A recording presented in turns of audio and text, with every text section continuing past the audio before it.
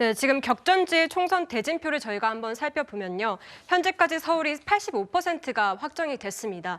그런데 지금 서울의 정당 지지도가 이 국민의힘이 45% 그리고 이 민주당이 24%로 이 국민의힘이 앞서가는 모습인데 사실 지금 이 지역구 현황을 보면 이 민주당이 더 많은 의석수를 차지하고 있거든요. 네. 41석을 차지하고 있는 곳이 이 서울인데 지금 지지도로 보면 국민의힘이 앞서고 있습니다. 네. 왜 이런 상황이 발생했다고 보십니까? 아마 최근 그 정당 지지도는 각 당 공천 결과가 반영된 그 민심이다 이렇게 해석할 수 있을 것 같습니다.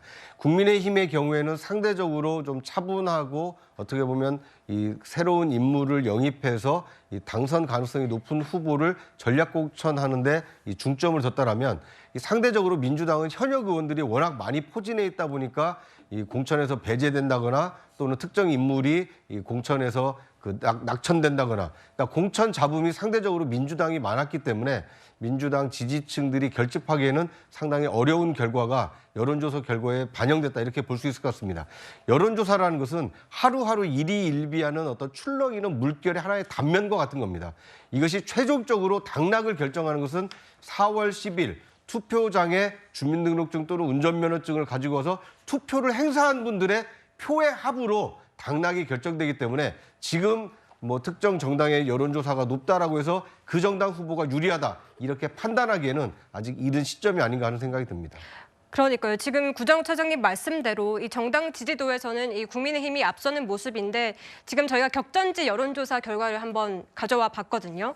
지금 이 한강벨트가 이 최대 승부처로 꼽히고 있는데요. 윤주진 대표님. 예. 지금 이 마포을 그리고 이 광진을이 격전지로 꼽히고 있는데 특히 지금 국민의힘에서는 이 정청래 후보의 맞대응 성격으로 이 운동권 청산론을 내세우면서 이 함은경 후보를 내세웠는데 지금 지지율에서 많이 떨어지는 모습이에요.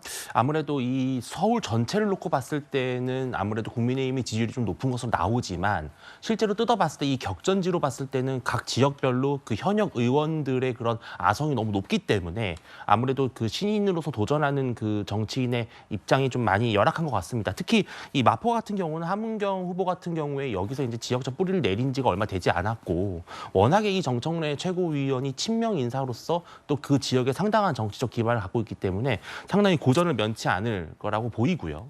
또 광진을 같은 경우는 그 전에 이제 추미애 전 장관 지역구였고 고민정 최고위원이 출마했을 때 그 당시에 지금 서울시장인 오세훈 시장이 패배했던 지역이기 때문에 네. 아무래도 이 고민정 의원에 대한 지역의 기대가 큽니다. 하지만 앞으로 이 서울의 한강벨트를 위주로 해서 서울 지역 민심이 아무래도 지금 현재로서는 국민의힘이 우세한 그러한 분위기가 있다 보니까 앞으로 계속해서 이 접전이 이루어질 것으로 보이고요. 결국에는 나중에 결과를 놓고 봤을 때는 한 1%에서 3%포인트 차이에서 아마 승부가 가리지 않을까 이렇게 보고 있습니다.